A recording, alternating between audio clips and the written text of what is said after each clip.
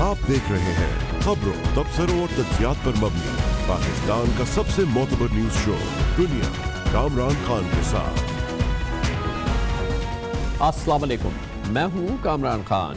वज़ीर आज़म इमरान खान के लिए कदरे मुश्किल सूरत हाल पैदा हुई थी जब अब से चंद रोज़ पहले ये बात सामने आई थी कि उनकी हमशीरा अलीमा खान ने दुबई में एक प्रॉपर्टी थी उनकी, मगर वो उन्होंने छुपाई हुई थी और इसका बाद में FIA ने सुराग लगाया, जिसके बाद FBR को उन्होंने जुर्माना भी दिया और उस हवाले से टैक्स भी अदा किया है।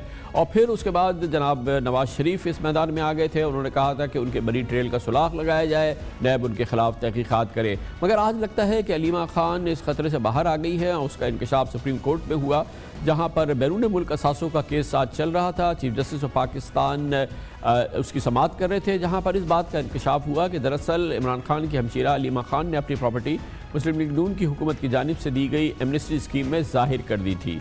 चीफ जस्टिस जनाब साकिब निसार की सरबराही में 3 रुकनी बेंच ने आज पाकिस्तानियों के बैरून मुल्क असासों से मुताल्लिक आज नोटिस की समाअत की और वज़ीर आज़म इमरान खान की बहन अलीमा खान की दुबई में जायदाद पर इस्तफसार किया। अलीमा खान की दुबई में किस जायदाद का किस्सा कई दिनों से हाईलाइट हो रहा है, ये क्या मामला है, ये पूछा जनाब चीफ जस्टिस साहब ने। FBR के चेयरमैन जहाज़ेब खान जो इस मौके पर मौजूद थे, उन्होंने बताया कि अलीमा खान ने एमनेस्टी स्कीम से फ़ायदा उठाया था। जस्टिस एजाजुल हसन ने इस्तफसार किया, एमनेस्टी स्कीम से के दौरान आज से पहले आपको असासे डिक्लेयर करने पड़ते हैं कि अलीमा खान ने कोई असासा जाहिर किया कि आपके पास अलीमा खान का बाकायदा डिक्लेरेशन मौजूद है। इस पर चेयरमैन FBR ने जवाब दिया, जी हाँ, FBR के पास अलीमा खान का डिक्लेरेशन मौजूद है। चीफ जस्टिस पाकिस्तान ने पूछा कि आखिर किस चीज़ की राजदारी है, क्या ये आपकी प्रॉपर्टी है, आप क्यों राजदारी चाहते हैं, आधे घंटे में तफसीलात फराहम करें। इस पर चेयरमैन FBR ने जवाब दिया कि कानून के मुताबिक एमनेस्टी से फ़ायदा उठाने वालों के नाम सीग़े राज में रखे जाते हैं, इसलिए रिकॉर्ड नहीं दे सकते। बहुत दो टोक राय थी जो चीफ जस्टिस जो कि चेयरमैन FBR ने पेश की। इस मौके पर चीफ जस्टिस ने हिदायत की कि आप सरमोहर लिफाफे में तफसील फराहम कर दें, हम देख लेंगे कि कानून के मुताबिक प्रोटेक्शन बनती है या नहीं। एमनेस्टी स्कीम इस साल 10 अप्रैल से 30 जून तक जारी रही थी, जिसमें कि बहुत बड़ी तादाद में पाकिस्तानियों ने इसका फ़ायदा उठाया था। और इसका सबसे अहम बात यह था कि इस इस्तफाज़ा करने वालों का नाम खुफिया रखने के लिए कानून साजी भी की गई थी और यह भी फैसला किया गया था कि इन लोगों पर ना नैब के क़वानीन का इतलाक़ होगा और जो भी मामलात होंगे वो मुकम्मल तौर पर सीग़े राज में रखे जाएंगे। इस मौजू पे मज़ीद बात करते हैं मोहतरमा अलीमा खान हो या कोई और एमनेस्टी स्कीम से फ़ायदा उठाने वालों के मामलात, उस पर जो प्रोटेक्शन हासिल है ये हमें बताएंगे साबिक़ वज़ीर आज़म जनाब नवाज शरीफ के टैक्स मामलात के मामले खुसूसी हैं और बिज़नेस और टैक्स अमूर के वैसे भी एक्सपर्ट हैं जनाब हारून अख्तर ख़ान हमारे साथ मौजूद हैं। बहुत बहुत शुक्रिया हारून अख्तर ख़ान साहब।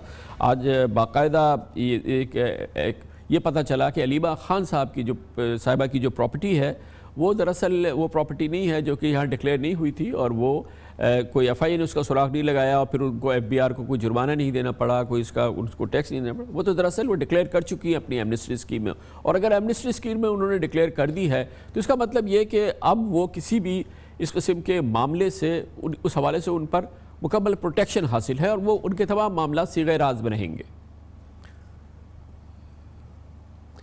जी कामरान खान साहब, ये बहुत ही एक इम्पॉर्टेंट पार्ट था एमनेस्टी स्कीम का।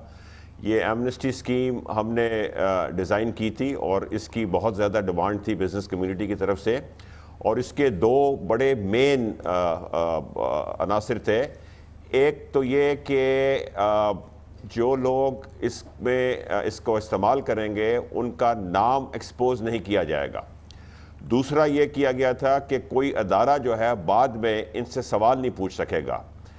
तो क्योंकि FATF भी है और इस सारे अम्ब्रेला को FATF से भी अप्रूव करना था, तो हमने सिर्फ ये कदगन लगाई थी कि अगर किसी ने इस एमनेस्टी स्कीम में प्रोसीड्स ऑफ क्राइम का इस्तेमाल किया तो ये स्कीम उसके लिए नल एंड वॉइड हो जाएगी, तो तमाम प्रोटेक्शन ख़त्म हो जाएगी। अगर प्रोसीड्स ऑफ क्राइम नहीं हैं तो तमाम लॉज एग्जिस्टिंग लॉज को ये स्कीम ओवरराइड करती है। एक बहुत इंपॉर्टेंट बात है, किसी के कहने से तो नहीं हो सकता ना कि ये जो प्रोसीड्स हैं ये क्राइम की हैं। क्या कोई भी कह दे, यहाँ तो कोई भी कह सकता है, कोई इदारा कह दे, कोई वो कह दे, तो मगर इसका कोई तरीक़ाकार होगा ना साबित करने का कि ये प्रोसीड्स ऑफ क्राइम है। ऐसे कहने से कैसे प्रोसीड्स ऑफ क्राइम हो जाएंगी? कामरान खान साहब, पाकिस्तान के अदारे अक्सर इस चीज़ को मिसयूज़ करते हैं اور ایک وچ ہنٹ کرنے کے لیے اس میں ایک ایکوزیشن لگائی جاتی ہے اور اس کے بعد جو ایک کانفیڈینشیلٹی ہوتی ہے اس کو بریچ کر کے وہ یہ انفارمیشن نکالنے کی کوشش کرتے ہیں. آپ یاد رکھیں کہ یہ اینٹی منی لانڈرنگ کا جو قانون نکلا تھا یہ ہم نے بیسکلی یورپ سے کاپی کیا ہے, انگلینڈ اور جرمنی سے, اور وہاں اس کی جس طرح پروسیکیوشن ہوتی ہے ہم بالکل اس طرح نہیں کرتے.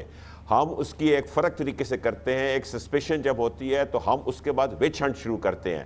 اسی کو روکنے کے لیے میں نے اس کے اندر کلیئر الفاظ میں لکھا تھا کہ اگر پروسیڈز آف کرائم ہیں, وچ مینز کہ اگر کسی کورٹ آف لا میں یہ ایک پرائما فیسائی کیس کرائم کا بن چکا ہے, تب وہ ادارہ آ کے ایف بی آر کو کہہ سکتا ہے کہ جی ہمیں انفارمیشن دے. بارنگ دیٹ یہ انفارمیشن انلیگل ہے, اور میرا خیال ہے کہ یہ انفارمیشن اس کانفیڈینشیلٹی کو بریچ نہیں کیا جا سکتا. اور آپ یاد رکھیے کہ اپوزیشن نے اس وقت یہ کہا تھا کہ آپ پیسے نہ لے کے آئیں اور ہم سب کو پکڑیں گے اور چھوڑیں گے نہیں. اس وجہ سے ڈکلیریشن ہو گئی. انفارچونیٹلی پاکستان میں پیسہ بہت کم آیا. میرا خیال ہے اگر وہ تھریٹ نہ دیا جاتا تو آج پیسہ بھی کوئی $10 بلین جس کے پیچھے ہم بھاگے پھر رہے ہیں دنیا میں, آج وہ $10 بلین تک تقریباً ادھر آ جاتا, کیونکہ ڈکلیریشن $10 بلین کی ہوئی ہیں, فورن ڈکلیریشن. گویا کہ ابھی کیونکہ ہمارے سامنے کیس ہے علیمہ خان کا, تو پہلے کسی کو ثابت کرنا ہے کہ اگر انہوں نے دبئی میں یہ پراپرٹی لی ہے تو وہ انہوں نے کوئی جرم کیا ہے, اس سے جو ان کو رقوم حاصل ہوئی اس سے انہوں نے دبئی میں پراپرٹی لی, پھر ان کی جو ایمنسٹی ہے اس کو انکور کیا جا سکتا ہے اور وہ چیزوں کو سامنے لایا جا سکتا ہے. مگر پہلے یہ ثابت کرنا ہوگا کہ علیمہ خان نے کوئی جرم کیا اور پھر اس کی رقوم سے جو ہے وہ پراپرٹی خریدی.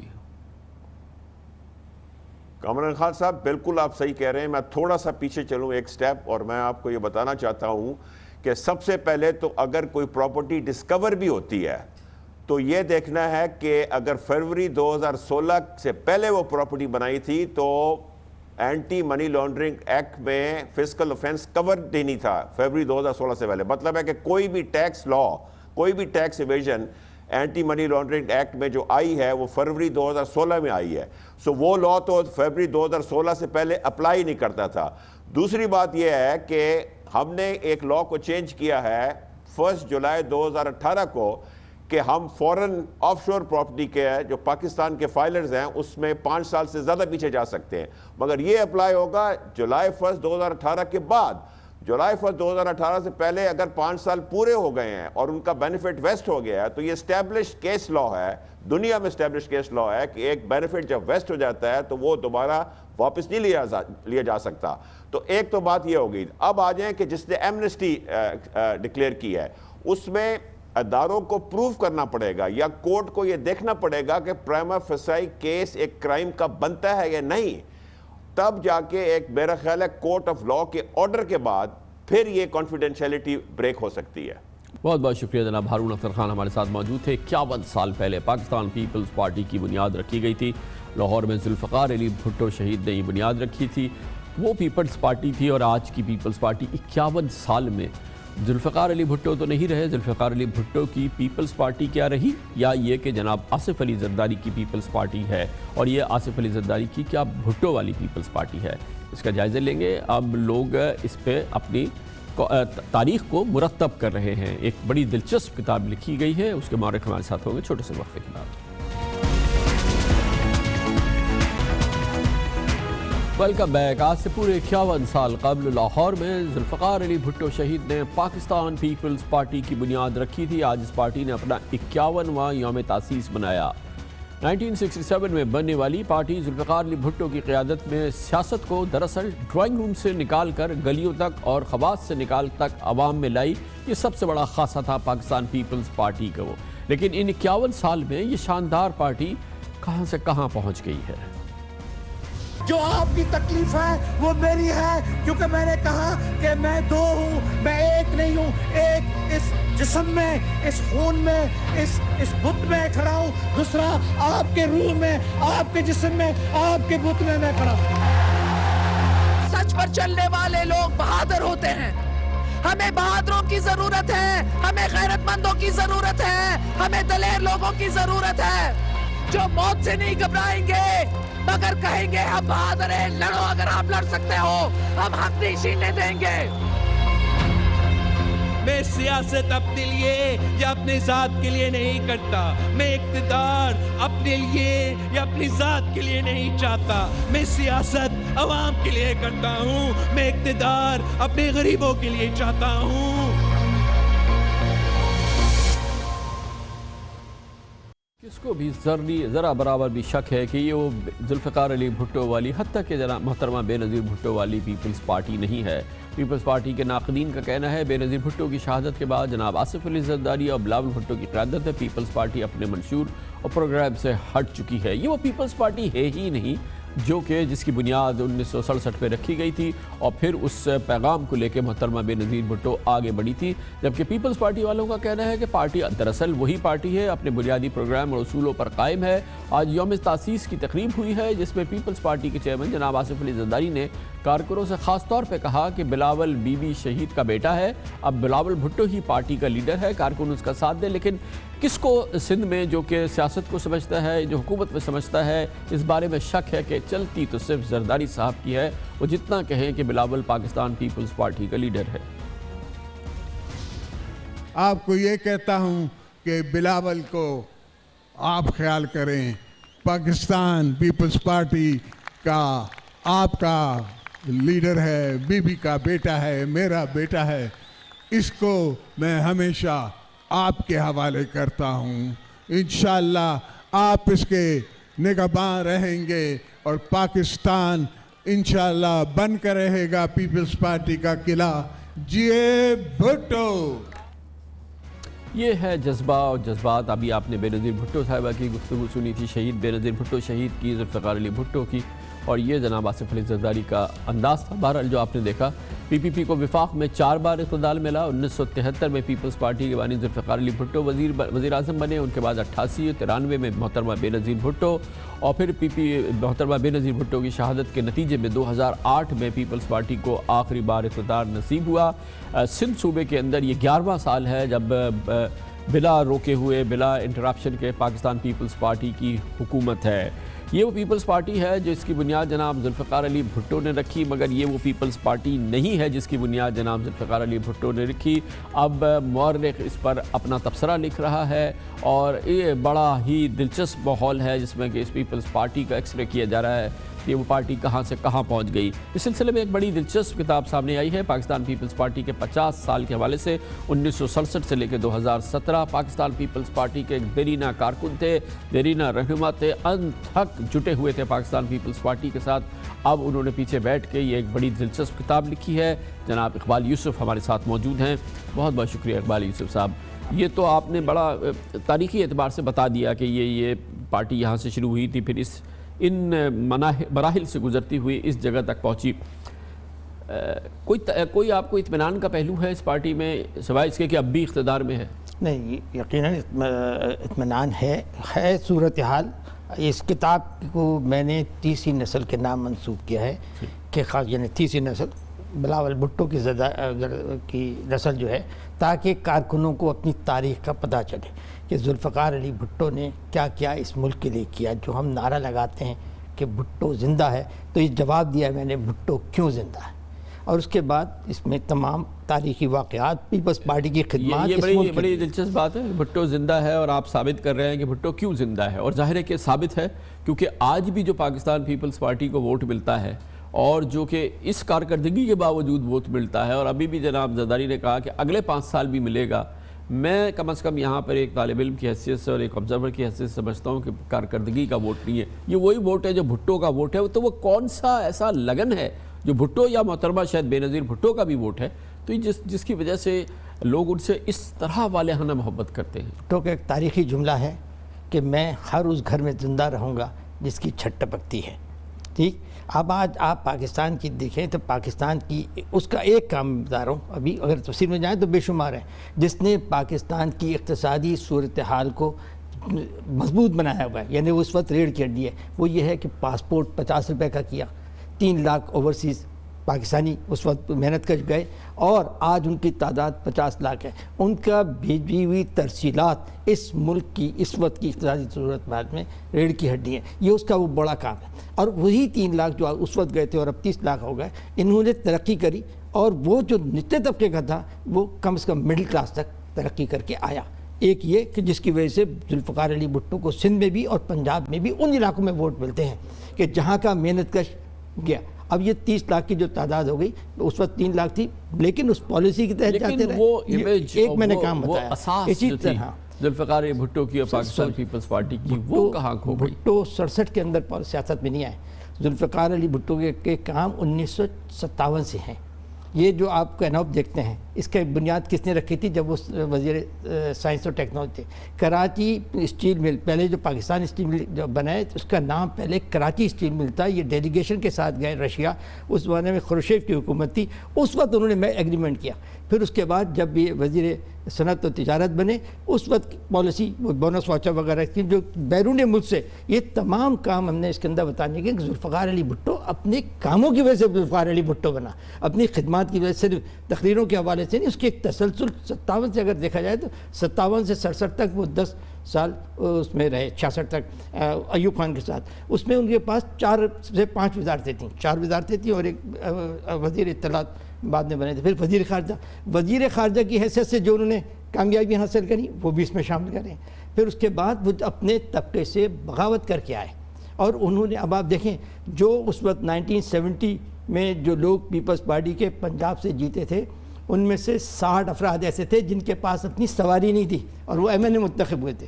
پھر پوری پنجاب اسمبلی کو اس وقت دیکھ لیں کون تھا مراج خالد. تو اب تو بغیر سواری کے تو سواری تو خیر چھوٹی بات ہے, بغیر پیجار کوئی ٹکٹ پیپلز پارٹی میں تو گزر نہیں ہے کسی کا. اب اس تسلسل کو آگے چلایا انہوں نے. اس کے باوجود کہ بہت سے لوگ پہلی مرتبہ منتخب ہوئے تھے انہیں تربیت دی, اور اس کے بعد جب 77 کے الیکشن آئے تو اس وقت صورتحال بالکل مختلف. چلے یہ تو بڑا اچھا آپ نے احاطہ کیا ہے کہ بھٹو کے نام پہ ووٹ کیوں مل رہا ہے آج بھی مل رہا ہے, اور اس میں بے نظیر بھٹو صاحبہ کی بھی کانٹریبیوشن یقیناً.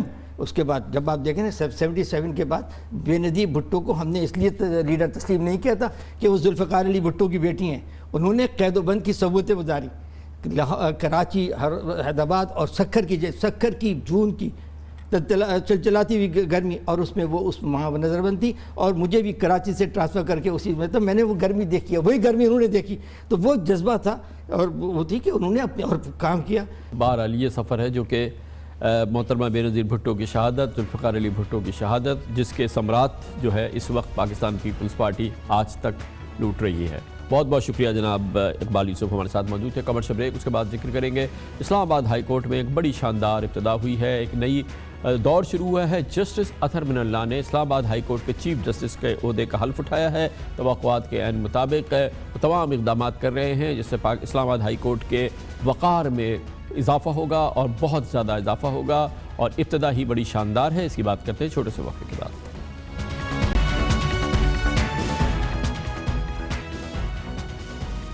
Welcome back. جسٹس اطہر من اللہ جب سول سروس میں تھے تو وہ انتہائی اپ رائٹ اور دبنگ سول سرونٹ سمجھے جاتے تھے. جب انہوں نے وکالت کا پیشہ اختیار کیا تو وہ وکلا آزادی تحریک کے ایک بہت زبردست سپاہی کی حیثیت سے سامنے آئے.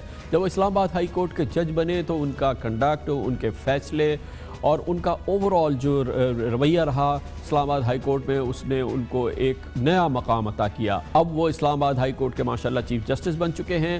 جسٹس اطہر من اللہ نے منصب سنبھالنے کے فوراً بعد اپنی روایات کو برقرار رکھتے ہوئے اقدامات کیے ہیں جس سے اسلام آباد ہائی کورٹ کے وقار میں مزید اضافہ ہوا ہے. اس کی ابتدا انہوں نے اپنے گھر یعنی اسلام آباد ہائی کورٹ سے کری, جہاں پر عدالتی افسران اور عملے کی بے ضابطہ ترقیوں, تبادلوں اور سرکاری گھروں کی الاٹمنٹ کو فوری طور پہ انہوں نے منسوخ کیا ہے.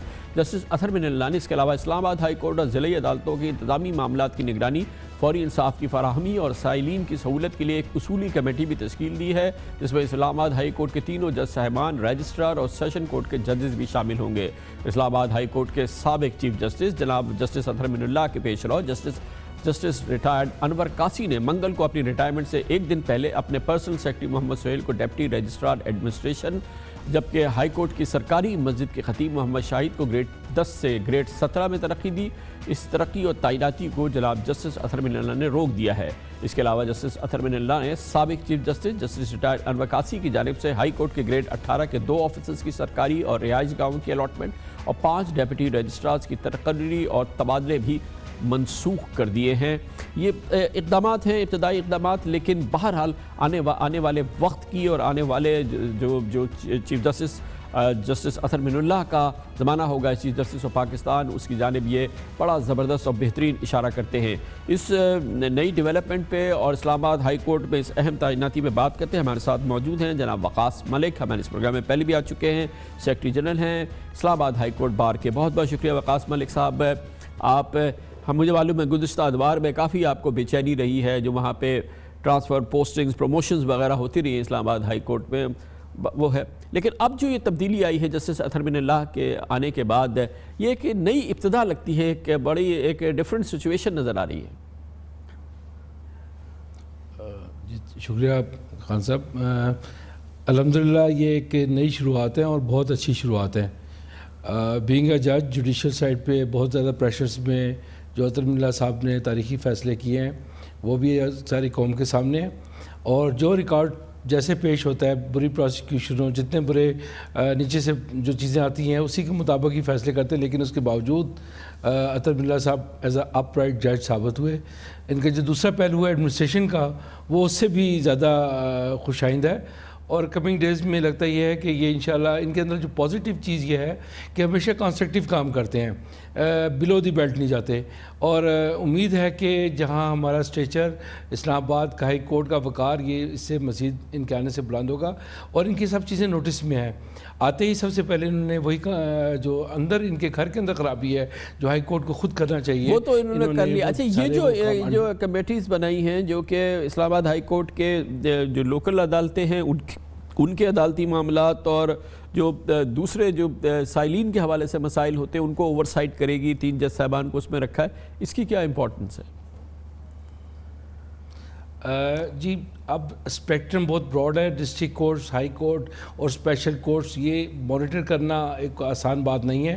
انہوں نے مختلف سیگمنٹس میں کر دی تاکہ تندہی کے ساتھ، یکسوئی کے ساتھ ہر جج صاحب اپنی جو ان کی ذمہ داری ان کو فوکس کر سکیں، اور اس کی ایفیشنسی کافی بہتر ہو جائے گی کہ وہ ڈائریکٹ مانیٹر ہوتے رہیں گے، اور اوبیسلی جج صاحب، چیف جسٹس صاحب اس کے اوپر ہوں گے اور اس کو مانیٹر کر رہے ہوں گے۔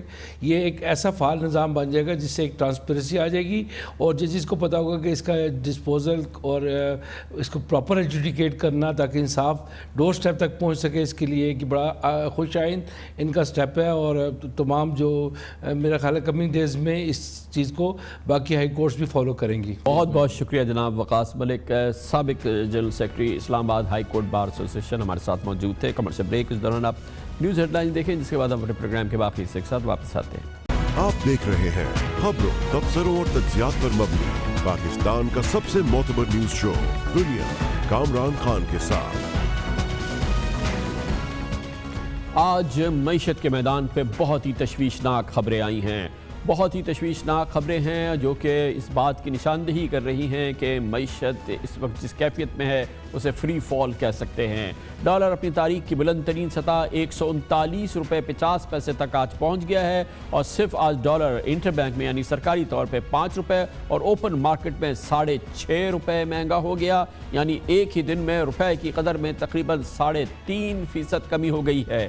یہی کافی نہیں ہے، آج ہی اسٹیٹ بینک آف پاکستان نے مانیٹری پالیسی جاری کرتے ہوئے بنیادی شرح سود میں یکمشت 1.5% کا اضافہ کر دیا ہے، جس کے بعد شرح سود 8.5% سے بڑھ کے ڈبل ڈیجٹ یعنی 10% ہو چکی ہے۔ شرح سود میں اضافہ 5 سال کی بلند ترین سطح پر ہے۔ یقیناً مارکیٹس نروس ہیں، پاکستان کے معاشی ماہرین نروس ہیں کہ آخر ہو کیا رہا ہے۔ اس کی ابتدا آج صبح ہی ہو گئی جب یہ ایک بہت چالی خبر آئی، بالکل ہر لحاظ سے اس نے ہلا کے رکھ دیا، جب آج یہ خبر آئی کہ صبح ڈالر کی ٹریڈنگ انٹر بینک میں سرکاری طور پر اور اوپن مارکیٹ پہ 142 روپے سے شروع ہوا آج ڈالر، لیکن دوپہر تک ڈالر کے بھاؤ میں کچھ کمی واقع ہوئی، اور بعد میں انٹر بینک پہ ڈالر 139.5 پیسے اور اوپن مارکیٹ پہ 141 रुपए 50 पैसे पे बंद हुआ है। इसके असरात क्या हैं? इसके असरात ये हैं कि तहरीक इंसाफ के 102 रोज़ा दौरे हुकूमत में इंटर बैंक में डॉलर की कीमत 15 रुपए 50 पैसे बढ़ चुकी है, जबकि ओपन मार्केट में डॉलर का रेट 19 रुपए 50 पैसे का इजाफा हो चुका है। ये असर आया है डॉलर महंगा होने और रुपए की बेकदरी की वजह से। अब आप सुने कि तहरीक इंसाफ की हुकूमत के 102 दिनों में बैरूनी कर्जों के बोझ में बैठे बिठाए कोई कर्जा लिए बगैर 1430 अरब रुपए का इजाफा हो गया है। 1.5 खरब रुपए के कर्जे हमारे इन 104 रोज़ में बढ़े हैं। कर्जा लिया नहीं है, सिर्फ रुपए की कदर कम होने से। जबकि शरह सूद में इजाफे से हुकूमत को मुकामी कर्जों पर सालाना सूद की अदायगी में सालाना 240 अरब रुपए का बोझ उठाना पड़ेगा। ये वो सूरत हाल है। ये उस वक्त सामने आई है जब आज से तकरीबन 3 हफ्ते पहले वज़ीर ख़जाना असद उमर ने कौम को बता दिया था, 2 टोक अंदाज में बता दिया था कि मसला ही हल हो गया है। उन्होंने कहा था 12 बिलियन डॉलर का हमने आपको गैप बताया था। तो उस 12 बिलियन डॉलर के गैप में नहीं, इसी साल के अंदर 6 बिलियन डॉलर तो सऊदी अरेबिया का आ गया, बाकी जो चाइना से आया है इसके अलावा। तो balance of payment crisis Pakistan का जो फौरी था वो ख़त्म हो चुका है। ये बिल्कुल 2 टोक अल्फाज में मैं आपको बता सकता हूँ कि अब हमारे पास कोई बैलेंस ऑफ पेमेंट का बहरान नहीं है। बैलेंस ऑफ पेमेंट का क्राइसिस ही ख़त्म हो गया है। 6 अरब सऊदी अरब से आ गया है। 6 अरब आपने सुना असद उमर साहब ने कहा चाइना से आया। आज 30 नवंबर है, मगर चाइना से कहाँ आया, कहाँ चला गया, इसकी कोई खबर नहीं है। खबर तो यह है कि आज एक दिन के अंदर पाकिस्तानी रुपए की कदर 3.5% गिरी है। पाकिस्तान की शरह सूद में फौरी तौर पे 1.5% का इजाफा हुआ है, और वो जो आया उसकी दूर दूर तक कोई खबर नहीं है। ये बहरानी कैफियत है। इस पर बात करने के लिए हमने एक बहुत ही मुस्तनद, बहुत ही ब्रिलियंट, काबिल कदर पैनल तश्कील दिया है। हमारे साथ मौजूद हैं पाकिस्तान में माशी उमूर के इंतहाई रिस्पेक्टेड माहिर हैं, उस्ताद हैं और साबिक वज़ीर ख़जाना रह चुके हैं जनाब डॉक्टर अब्दुल हफीज़ पाशा हमारे साथ मौजूद हैं। एक और बहुत ही माशी उमूर के बहुत ही रिस्पेक्टेड इकोनॉमिस्ट, साबिक सेक्रेटरी ख़जाना जनाब डॉक्टर वक़ार मसूद, पाकिस्तान के फ़ाइनेंशियल अफेयर्स, बिज़नेस अफेयर्स के बहुत ही रिस्पेक्टेड जर्नलिस्ट हैं जनाब खुर्रम हुसैन, डॉन में वो लिखते हैं। हमारे साथ इस तमाम हज़रात मौजूद हैं। बहुत नवाज़िश आप हज़रात का कि आपने हमें ज्वाइन किया है। डॉक्टर वक़ार मसूद साहब, ज़रा सा हमारे एक आम नाजरीन को आम ज़बान में समझा दीजिए कि अगर मईशत में एक दिन के अंदर शरह सूद में 1.5% की खबर दे स्टेट बैंक, और सुबह स्टेट बैंक 3.5% जो है वो करेंसी की डिवैल्यूएशन की इत्तला दे, तो इसका मतलब क्या है? ये क्या हो रहा है और आम आदमी किस चीज़ के लिए तैयारी करे? जी बहुत शुक्रिया कामरान साहब। इसमें एक तीसरी बात भी जोड़ लीजिए, और वो है पेट्रोलियम की कीमतों से मुताल्लिक, और उसमें 2 रुपए की कमी कर दी गई है पेट्रोल और डीजल, जो असल 2 अशिया हैं। और ये सिर्फ उस सूरत में मुमकिन हुआ है कि जब आपने टैक्स के अंदर कंसेशन दिया है। तो ये तीनों बातें जो हैं कोई, और जाहिर है कि 2 रुपए की कमी जो है, ये तकरीबन 3% की जो कमी है, ये उस वक्त हुई जब आलमी मंडी में पेट्रोलियम मसनूआत की कीमतें 30% गिरी हैं। लेकिन कामरान साहब खुद एफएम ने ये बताया कि ये क्योंकि अक्टूबर में इनकी शिपमेंट हुई कुछ की, और कुछ की अर्ली नवंबर में, तो उस वक्त तक कीमतों में कमी नहीं हुई थी। तो वो अब आने वाले दिनों के अंदर वो कमी सामने आएगी, लेकिन वो सब की सब एक तरह से प्रीएम्प्ट होती हुई नज़र आ रही है। यानी सबसे पहले हम ले लें अपने एक्सचेंज रेट को, उसके बाद पॉलिसी रेट को, और इन तीनों को ही मिला लें तो एक तो ये कि मईशत की मखदूश हालत की ये निशानदेही कर रही हैं तीनों बातें। और मैं खुसूसन इस वजह से मुझे परेशानी लाहक हो रही है कि ये सारे इक़दाम हो रहे हैं। चलिए इकनॉमिक एडजस्टमेंट का फेज़ है कि ये होना चाहिए, लेकिन ये नहीं समझ में आ रहा कि इसके बाद क्या मरहला है। अगर ये सब चीज़ें IMF के प्रोग्राम के तहत हो रही होती तो हम रो पीट लेते और कहते, आंसू अपने पहुँच लेते कि भाई चले ये IMF के प्रोग्राम के लेने की जो है कीमत अदा करनी पड़ रही है। वो तो प्रोग्राम भी नहीं है, लिहाजा वो जो बेयकीनी है कि कल क्या होगा वो आज भी कायम है, और इससे बोझ आपका पड़ गया बजट के ऊपर भी और इन्वेस्टर के ऊपर भी, और आने वाले दिनों के अंदर जो इन्फ्लेशन के इन्फ्लेशन पे जो बुरे असरात पड़ेंगे वो आम आदमी को भी मुतासिर करेंगे। तो लिहाजा मैं थोड़ा सा आज जो हूँ निस्बतन मायूस रहा हूँ कि क्या इन इक़दामात के बाद कोई उम्मीद की किरण नज़र आए। मायूसी तो जाहिर है कि बड़ी मोहतात तर्जुमानी है हालात की। अब डॉक्टर अब्दुल हफीज़ पाशा साहब आप फरमाइएगा, مخدوش حالت معیشت کی ہے آج، یہ کوئی خبر نہیں ہے، یہ کوئی بریکنگ نیوز نہیں ہے. آج جو کیفیت ہوئی ہے ظاہر ہے کہ اس کے اثرات ہم نے دیکھے. 1.5% ایک دن میں ڈسکاؤنٹ ریٹ کی قیمت اسٹیٹ بینک نے بڑھائی ہے، اور پھر صبح جو ہے وہ 3.5% سرکاری طور پہ جو انٹر بینک ریٹ ہے اس میں ہمارے روپے کی قدر گری. تھوڑے دن پہلے ہمیں 8% اپنے روپے کی قدر گرانی پڑی تھی، ڈسکاؤنٹ ریٹ میں ہمیں 1% کا اضافہ کرنا پڑا تھا. اس سے پہلے آپ خاص طور پہ پچھلے 1-1.5 سال بلکہ اور بھی زیادہ پہلے سے کہہ رہے ہیں کہ ہم تنزلی کی طرف جا رہے ہیں، ہم ایک خندق میں داخل ہو رہے ہیں اور یہ ہماری معیشت تباہ کن صورتحال میں ہے. اس حکومت کو آئے ہوئے 102 دن ہو گئے ہیں، مگر وہ جو مخدوشی کی کیفیت ہے اور وہ جو تنزلی کی کیفیت ہے وہ اس میں کہیں بھی درستگی کے آثار کیوں نظر نہیں آ رہے، اور ایسے جھٹکے آج بھی دینے پڑ رہے ہیں جو کہ آج ہم نے سہے ہیں اور جو کہ بالکل ناقابل برداشت کی سی کیفیت لگتی ہے. دیکھیں، میرے سب سے اچھے شاگردوں میں سے ڈاکٹر وقار نے جو کہا ہے وہ میرے خیال سے انہوں نے کافی مناسب باتیں کی ہیں.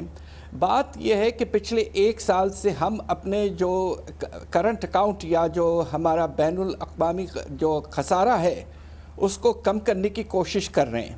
اب آپ یہ دیکھیے کہ پچھلے 4 مہینے میں آپ کا تجارت کا جو خسارہ ہے اس میں اضافہ ہوا ہے، 7.5% اضافہ ہوا. البتہ کرنٹ اکاؤنٹ میں تھوڑی سی کمی 5% کے لگ بھگ آئی، اس لیے کہ آپ کے ریمیٹنسز میں 15% اضافہ ہوا. مگر اتنے اقدامات لینے کے باوجود آپ نے جس طرح فرمایا کہ کرنسی کو 105 سے تقریباً آپ لے کر آئے ہیں 134 تک، اور آج اس میں اور گراوٹ کی آئی ہے، 140 ہو گیا تقریباً. دوسری طرف آپ نے انٹرسٹ ریٹ بھی بڑھایا. جی ہاں بالکل ہو گیا. اور دوسری طرف آپ نے جس طرح کہا ہے اور ڈاکٹر وقار نے بھی ذکر کیا کہ آپ نے پالیسی ریٹ کو تقریباً 1 سال میں کوئی 3 percentage points کے لگ بھگ بڑھایا ہے. تو لگتا یہ ہے کہ پاکستان کی جو گیپ کی ہے کرنٹ اکاؤنٹ کا، جس کی وجہ سے ہماری ایکسٹرنل فائنینسنگ ریکوائرمنٹ بے تحاشا بڑھ چکی ہے، تقریباً 28 سے 30 ارب ڈالر تک پہنچ چکی ہے اگر آپ خسارے کو دیکھیں اور ساتھ ساتھ جو پیسہ ہمیں واپس کرنا ہے لونز کا.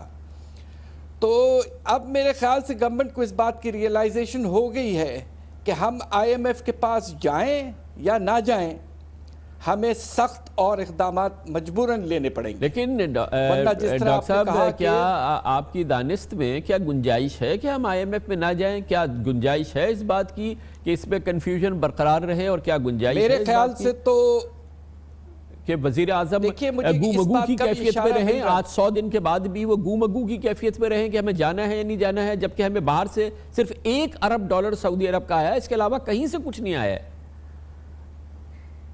جی بالکل ٹھیک کہہ رہے ہیں آپ. اور ہو سکتا ہے یہ بھی بات ہوئی ہو کہ جو دوسرے دوست ممالک ہیں ان کی طرف سے اتنا زیادہ اضافہ نہیں ہوا ہے سپورٹ کا، لہٰذا پاکستان کو اب تو ایک فائنل ڈیسیشن لینا ہے اور انسرٹنٹی کو ختم کرنا ہے. اور میرے سامنے تو IMF کے علاوہ کوئی اور راستہ نہیں ہے اس وقت. آگے چل کر آپ اقدامات اور لیں، مگر you have to have the umbrella of the IMF، ورنہ آپ کو دوسرے سورسز سے بھی پیسہ نہیں ملے گا اور خطرہ بڑھتا جائے گا.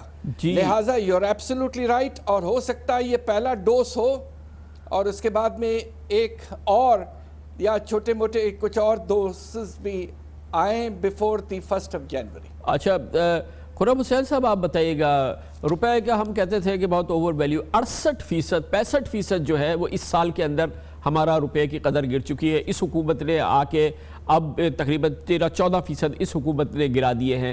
یہ جو معیشت ہے آج جو اس کی کیفیت نظر آ رہی ہے، کل جو وزیر اعظم نے اپنی تقریر کی، ایک تاثر یہ لگتا ہے، جو بعض ماہرین ہیں وہ کہتے ہیں کہ ہے تو یہ بہتر ہاتھوں میں، شاید پہلے سے بہتر ہاتھوں میں، لیکن بنیادی طور پہ یہ ہماری معیشت کی کشتی جو ہے یہ رڈرلیس ہی لگتی ہے ابھی بھی. یہ مضبوطی سے تھامے ہوئے کوئی نظر نہیں آتا جیسے آج کی اس کیفیت میں ہمیں نظر آیا ہے. کم از کم یہ تو میسج ہے جو سب طرف جا رہا ہے. جی کامران، جیسے آپ نے بھی پہلے بھی کہا ہے کہ کافی حد تک کنفیوژن تو پیدا ہوئی بھی ہے مارکیٹ میں بھی، اور تمام جو ایکسپرٹس ہیں جو ڈاکٹر پاشا نے بھی کہا ہے کہ ان کی نظر میں کوئی آلٹرنیٹیو نہیں نظر آ رہا IMF کے علاوہ. یہی بات میں نے تمام اور پاکستان کے جو اکانومسٹس ہیں ان سے بھی سنی ہے. تو مجھے ابھی تو یہ لگ رہا ہے کہ جیسے ایک آلموسٹ یونانیمس کنسنسس ہے اس کے اراؤنڈ. گورنمنٹ نے خود ایک سگنل بھیجا ہے IMF کو آفیشیل پلیٹ فارم سے, اور بالی میں انڈونیشیا میں جب ان کی ملاقات بھی ہوئی ہے IMF مینیجنگ ڈائریکٹر سے, انہوں نے باقاعدہ رائٹنگ میں کہا ہے کہ we wish to begin programme negotiations. لیکن جب وہ پروگرام نیگوسیشنز شروع ہوئیں تو اس کے بیچ میں ہم نے دیکھا کہ جناب اسد عمر فائنانس منسٹر جو ہیں وہ آن دا ایئر آ کے مختلف ٹی وی چینلوں میں انٹرویو دینے کے دوران یہ کہنے لگے کہ ہم تو کسی جلدی میں نہیں ہیں, ہمیں تو باہر سے امداد مل چکی ہے, اور ہمارا بیلنس آف پیمنٹ کا کوئی ایشو ہی نہیں ہے. ہمیں اب بیلنس آف پیمنٹ ہمارا مسئلہ ہی نہیں ہے, ہم تو فارغ, ہم تو بالکل اس سے باہر نکل آئے. یہ بھی کہا انہوں نے. یہ ایکچولی تھوڑی حیرانی کی بات تھی کہ جس دن IMF سے ٹاکس ہونی تھیں اس سے ایک رات پہلے انہوں نے اعلان کر دیا کہ ہمارا تو بیلنس آف پیمنٹس کا مسئلہ حل ہو چکا ہے. تو یہ تو پھر بالکل ایسی بات ہو گئی کامران جیسے ایک شخص جو ڈاکٹر کے آفس میں جا کے کہے کہ ڈاکٹر صاحب میری طبیعت بالکل ٹھیک ہے, مجھے کوئی ٹیمپریچر نہیں ہے, نہ مجھے کوئی تکلیف ہے, اور میں بالکل زبردست نیند بھی سے سو رہا ہوں, مجھے کوئی مسئلہ نہیں ہے. تو ڈاکٹر پھر یہ پوچھے گا تو پھر آپ میرے پاس کیوں آئے ہیں؟ تو اگر آپ ایک رات پہلے کہہ رہے ہیں کہ ہمارا بیلنس آف پیمنٹس کا مسئلہ حل ہو چکا ہے, تو IMF تو آپ جاتے ہی تب ہیں جب آپ کا کوئی بیلنس آف پیمنٹس کا مسئلہ ہو. تو آبویسلی پھر اگلے دن یہی پوچھا گیا ہوگا ان سے کہ اگر آپ کا مسئلہ حل ہو گیا تو پھر ہم لوگ یہاں کیا بات کرنے کے لیے بیٹھے ہیں. لیکن آج ہمیں نظر آئی ہے, ایک جھلک نظر آئی ہے کہ یہ جو انڈر لائنگ اکانومی کے پریشرز ہیں یہ حل نہیں ہوئے, اور جب ایکسچینج ریٹ کو چھوڑ دیا جائے مارکیٹ فورسز کے اوپر تو اس میں کتنی وائلڈ قسم کی سوئنگز آتی ہیں, بہت بڑی. اچھا ڈاکٹر وقار مسعود صاحب یہ فرمائیے گا کہ ایک چیز میں نے دیکھی, ظاہر ہے کہ یہ بڑا ایک اور بڑا الارمنگ فیکٹر ہے کہ سب سے زیادہ جو PTI ہے عمران خان صاحب نے الیکشن کیمپین میں بھی بعد میں بھی جس چیز کا افسوس کا اظہار کیا ہے, جس کا ان پہ سب سے زیادہ دباؤ ہے کہ پاکستان میں قرضوں کا بوجھ. یہ جو کیفیت ہوئی ہے جس میں پچھلے ہم نے چند دنوں میں دیکھا ہے کہ 13-14% ہمارا روپیہ گرا ہے, صرف اس سے ہی ہمارے قرضے کے بوجھ میں تقریباً 1700 ارب روپے کا اضافہ ہو گیا, تقریباً 2 کھرب کے قریب ہم پہنچ گئے. اور دلچسپ بات یہ ہے کہ 1 روپے کا بھی قرضہ نہیں لیا, یہ ہمارے قرضوں کے بوجھ میں ڈائریکٹ 1700 ارب روپے کا اضافہ ہو گیا. 1 ارب کا قرضہ ہمیں سعودی عرب سے آیا ہے, اس کو 135 کو اور اس میں ملا دیجئے تو 1800-1850 ارب ہو جائے گا. یہ تو ایک بلا وجہ کا بوجھ جو ہے یہ پچھلے 1-2 مہینے کا ہے جو کہ ہمارے اوپر پڑا ہے. اب اس کی ادائیگی بھی کرنی ہے. بے شک, بالکل ٹھیک. کامران صاحب پہلے میں یہ کہہ دوں کہ ڈاکٹر حفیظ پاشا میرے استاد بھی اور میری زندگی پہ دور رس ان کے اثرات ہیں, ان کے کیریکٹر کے اور ان کی تعلیم کے. جی ڈاکٹر صاحب کا بالکل مقام دعا کر رہا ہوں. آپ کا میں پروگرام کا ایک لمحہ لے رہا ہوں, یہ بالکل تو مجھے بڑی خوشی ہے. سر میں آپ سے عرض کروں, دیکھیے یہ بڑی عجیب بات ہے کہ اگر یہ ایڈجسٹمنٹ ہو رہا ہے تو ایڈجسٹمنٹ کا آغاز تو فسکل سائٹ پر ہوتا ہے. آپ نے پہلی سہ-ماہی کا آؤٹ کم دیکھ لیا, وہاں پر 1.4% کا ڈیفیسٹ آیا ہے. اس کے ساتھ یہ جو بھی کچھ اقدامات ہوئے ان سب کے براہ راست فسکل ڈیفیسٹ کے اوپر اثرات ہیں. اور اس میں جو سب سے زیادہ تشویش کی بات ہے وہ یہ ہے کہ پاکستان کی کمزور ترین, اگر آپ کو ریونیو کلیکشن کی پرفارمنس نظر آئی گی 2011 کے بعد تو وہ اس سہ-ماہی کی ہے. تو وہاں پر آج جو فیصلہ کیا ہے پیٹرولیم پرائسز کے حوالے سے, میں تو مطلب مجھے بڑی حیرت ہے کہ اسد عمر صاحب کس طریقے سے گورنمنٹ کا ریونیو جو ہے وہ قربان کر رہے ہیں اس خیال کے ساتھ کہ قیمتیں کم ہو جائیں. میری عرض یہ ہے کہ صاحب ثروت لوگ جو ہیں ان کی بھی تو قیمتیں کم ہو گئی ہیں. اور اس کے علاوہ سب سے اہم بات یہ ہے کامران صاحب, یہ بڑی میں اہم بات بتا رہا ہوں کہ آپ 1 روپے کی قیمت کم کریں تو آپ اصل میں اور ٹیکس کے ذریعے سے 1 روپے کا ٹیکس کم کریں تو آپ قرضہ لے رہے ہیں. اور یہ بات اس کو تو خصوصاً سمجھ میں آنا چاہیے جو قرضے کے معاملے کے اندر بہت زیادہ اس کے خلاف ہیں اور اس کے خلاف باتیں ہو رہی ہیں کہ قرضہ نہیں ہونا چاہیے. تو قرضہ تو صرف اسی صورت میں نہیں بڑھے گا جب آپ ٹیکس بڑھائیں گے یا اپنے خرچے کم کریں گے. اگر آپ ٹیکس قربان شروع کریں گے تو قرضے ہی بڑھیں گے. تو ڈاکٹر پاشا صاحب آپ کی اس رائے کی بڑی اہمیت ہے. آپ ذرا ہمیں بتائیے ہمارے ناظرین کو کہ آپ کو کیا وسوسے ہیں اب بھی؟ کیا آپ بھی اس وقت گمگو یا حیرانگی کی کیفیت میں ہیں جس طرح سے معاملات کو ڈیل کیا جا رہا ہے؟ کیونکہ عام تاثر اگر آپ مارکیٹس کا تاثر دیکھیں, آپ بزنس کمیونٹی کا تاثر دیکھیں تو وہاں پہ بہت ہی حاوی ہے انسرٹن جو کیفیت ہے وہ, اس کے بعد ایک کنفیوژن وہ, اور پھر یہ کہ آگے کی سمت کا تعین نہ ہونا, اور وہ جس کے اثرات آپ کو مارکیٹ میں, بازار میں, انویسٹرز کے پاس ہر جگہ نظر آ رہے ہیں. آپ اپنے طور پہ کیا کسی وسوسے میں مبتلا ہیں؟ دیکھیے کچھ حد تک یہ پریشان کن حالات ہیں, اور with all due respects to the government انہوں نے ان معاملات کو اس طرح ہینڈل کیا ہے کہ انسرٹنٹی کم ہونے کے بجائے اس میں کافی اضافہ ہوا ہے. اب آپ دیکھیے پچھلے 4 مہینے میں ہمارے جو فورن ڈائریکٹ انویسٹمنٹ ہے وہ تقریباً آدھا ہو گیا. دوسری طرف سٹاک مارکیٹ میں کافی کمی آ چکی ہے, اور ایک طرح سے یہ جو جسے میں وہ لفظ بالکل استعمال نہیں کرنا چاہتا ہوں یو ٹرن والا, مگر پوزیشن یہ کہ آپ آئی ایم ایف کے معاملے میں یو ٹرن لیتے رہیں, یہ نامناسب چیز ہے. اگر آپ as a sovereign nation negotiate کرنا, آئی ایم ایف کا فرض ہے کہ they are the lenders of the last resort, ہمارا حق ہے ایز اے ممبر, تو we should go ahead and negotiate and finalise. اگر آپ کو نہیں کرنا تھا تو پہلے ہی آغاز نہیں کرتے آپ. اور انڈرلائنگ حالات مجھے لگتا یہ ہے کہ جو ایکسپیکٹیشنز تھے سپورٹ کے فرام ادر سورسز وہ اس حد تک مٹیریلائز نہیں ہوئے, لہٰذا there is a little bit of a panic now. تو انسرٹنٹی بڑھنے کا خطرہ ہے. ایک مرتبہ واضح طور پر حکومت جو انڈرلائنگ پوزیشن ہے اور جو آئی ایم ایف کے ساتھ وہ رشتہ قائم کرنا چاہتے ہیں وہ واضح کریں, انسرٹنٹی کو ختم کرنے کی پوری کوشش کریں. اچھا, اور ڈاکٹر صاحب جو اب کیفیت ہے جس میں کہ ہم نے دیکھا ہے پچھلے 2-3 مہینے کے اندر ہمارے روپے کی 13% کمی ہوئی ہے, 14% میں, جیسے میں نے عرض کیا سال میں پورے 60%, 63% کمی ہو چکی ہے, اور اب یہ ڈسکاؤنٹ ریٹ مسلسل بڑھایا جا رہا ہے. اس کا مطلب یہ کہ جو گروتھ ہے یعنی کہ جو ترقی کی شرح ہے وہ تو یقیناً کم ہوگی. اس کا مطلب ہے کہ ملازمتیں کم سے کم تر ہوں گی, مہنگائی زیادہ سے زیادہ تر ہوگی, اور ایک بہت ہی ان پلیزنٹ سچویشن پاکستان کے 22 کروڑ عوام کا اس کے منتظر ان کو ہونا چاہیے. حکومت کو اس کے لیے کیا عوام کو آگاہی کرنے کی ضرورت ہے, یا آپ کے خیال میں یہ جو out of the box solution معیشت کو ابھارنے کے کل پرائم منسٹر نے دیے, مثال کے طور پہ کٹوں کو اور بھینسوں کو ابھارنا, اور مرغی انڈے کی معیشت, اور ساحل پہ اسلامک ٹورزم وغیرہ, اس سے کیا مسئلہ حل ہوگا؟ عوام کو کیا جو آگے والی کیفیت ہے اس سے آگاہی کرنا کتنا ضروری ہے ڈاکٹر پاشا؟ آپ نے ذکر کیا کہ جو نیگیٹو فیکٹرز ہیں جس کی وجہ سے گروتھ میں کمی کا خطرہ ہے, اس میں آپ اجازت دیں تو 1-2 اور چیزیں میں اضافہ کرنا چاہتا ہوں. ایک تو بجٹ میں جو کٹوتی کی گئی وہ کرنٹ ایکسپینڈیچر میں نہیں کی گئی, البتہ آپ نے ڈیولپمنٹ پروجیکٹس کی فنڈنگ کو 25% کم از کم کر دیا ہے. اس کے نتیجے میں بے روزگاری میں اضافہ ہوگا, اور ہمارا اندازہ یہ ہے کہ تقریباً 4 سے 5 لاکھ نوکریاں کم نکلیں گی اس کی وجہ سے. اس کے اوپر آپ پرائیویٹ انویسٹمنٹ کی کمی, انٹرسٹ ریٹ کے اضافے سے, پھر آپ نے جو کرنسی میں اضافہ کیا ہے اس کی وجہ سے جو امپیکٹ آئے گا کاسٹ پش, انفلیشن اور سو آن.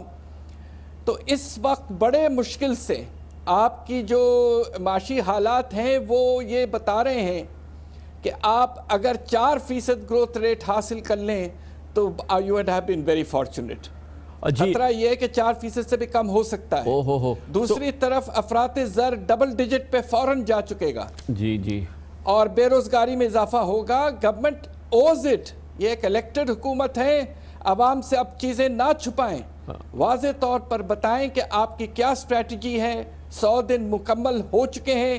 I think the people of the nation need to know what is the short run strategy of this government to take us out of مگر extremely difficult مگر ڈاکٹر صاحب یہ تو وزیر اعظم نے کل شیئر کر لیا ہے. قرب حسین صاحب آپ بتائیے, کل وزیر اعظم نے اپنی حکمت عملی دی, ان کے سامنے یہ صورتحال تھی, ان کو شاید پتہ بھی تھا کہ صبح جو ہے وہ روپے کی قدر جو ہے مزید 3% گر جائے گی اور شرح سود میں مزید 1% اضافہ ہو جائے گا, ہمارے یہاں پتہ ہوتا ہے. تو اس کے انہوں نے ڈائگنوسس بھی کیا اور ریسیپی بھی کل فراہم کی.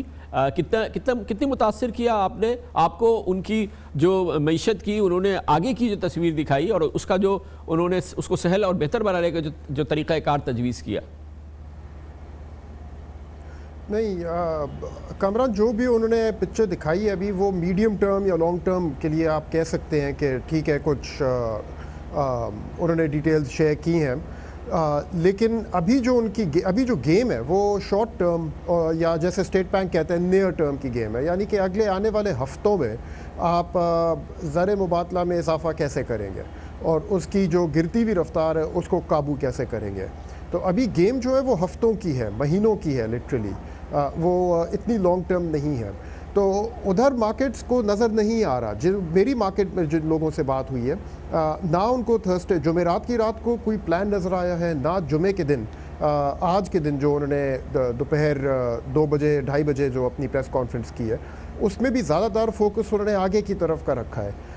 امیجیٹ لیول پہ ابھی نہیں کچھ نظر آ رہا. فسکل سائڈ پہ کہ ریونیوز کو آپ کس طرح سے لفٹ کریں گے, ایکسپینڈیچرز میں جیسے حفیظ پاشا صاحب نے بالکل درست پوائنٹ آؤٹ کیا کہ سارے کٹس تو آپ نے ڈیولپمنٹ سائڈ پہ لگا دیے ہیں, ادھر اب مزید گنجائش کم سے کم ہوتی چلی جا رہی ہے.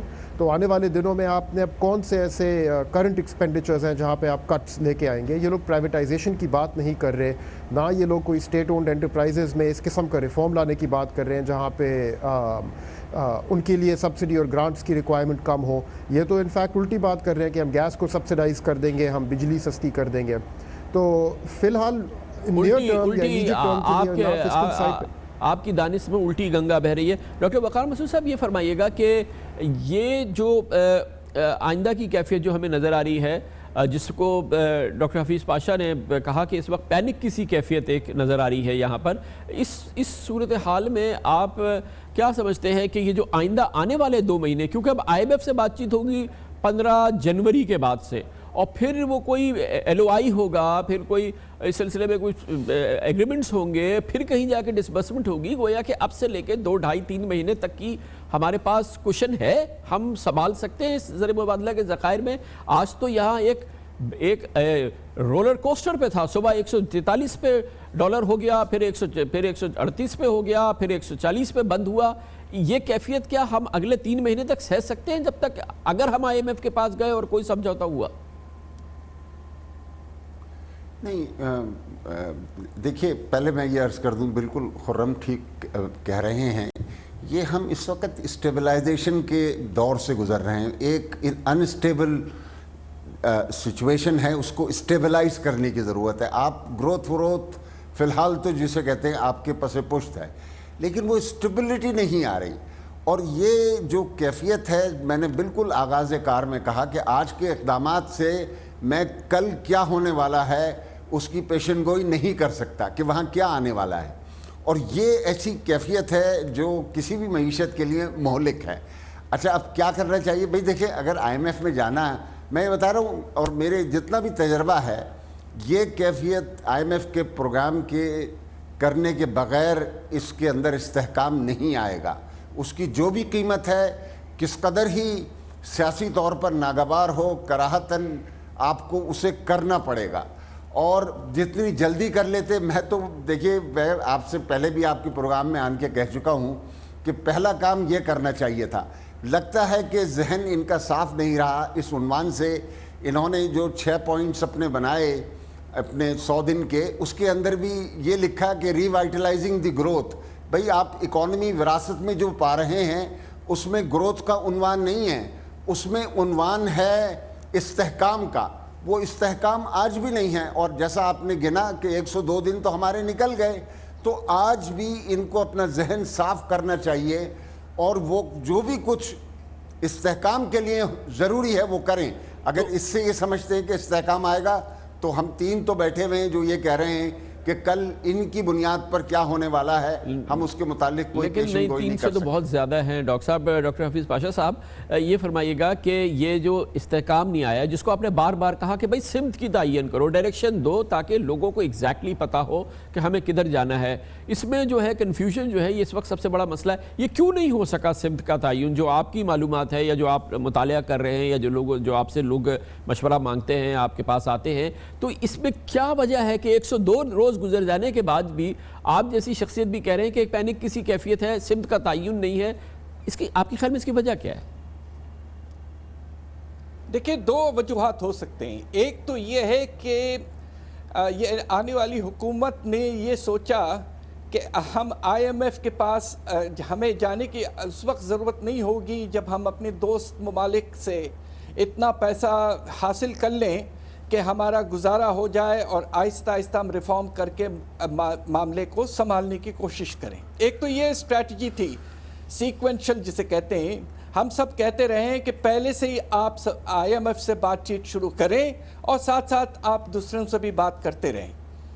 دوسری طرف مجھے لگتا ہے کہ سیاسی طور پر انہوں نے قیمتیں بڑھائیں بجلی کے اور گیس کی، تو جو پولیٹیکل ریاکشن آیا ہے اور لوگوں نے اس پہ جو ڈسٹریس کا اظہار کیا ہے، اس کے بعد یہ گورنمنٹ کچھ گھبرا گئی، جسے کہتے ہیں کولڈ فیٹ، اور ان میں اتنی صلاحیت نہیں رہی کہ وہ جو اقدامات کی اور ضرورت تھی وہ لے پاتی۔ لیکن سر یہ جو آنے والا سال ہے یہ تو کولڈ فیٹ کو کیا، اگر یہ اس پہ کولڈ فیٹ ہو گئے تو آنے والے سال میں تو یہ فریزر میں چلے جائیں گے، جو آنے والا سال ہے جو کیفیت آنے والی ہے۔ جی بالکل بالکل، آپ دیکھیے، ایک بات دیکھیے کہ آپ کہہ رہے ہیں کہ ہمارے پاس ریزروز اس وقت 8.1 بلین ڈالرز کے ہیں، اس میں سے آپ نے سواپ یا ڈپازٹس رکھے ہوئے وہ 4.7 ارب ڈالر ہیں، تو آپ کے پاس اس وقت نیٹ ریزروز جو ہیں وہ 3.4 بلین ڈالرز ہیں۔ وہ کب تک چلیں گے؟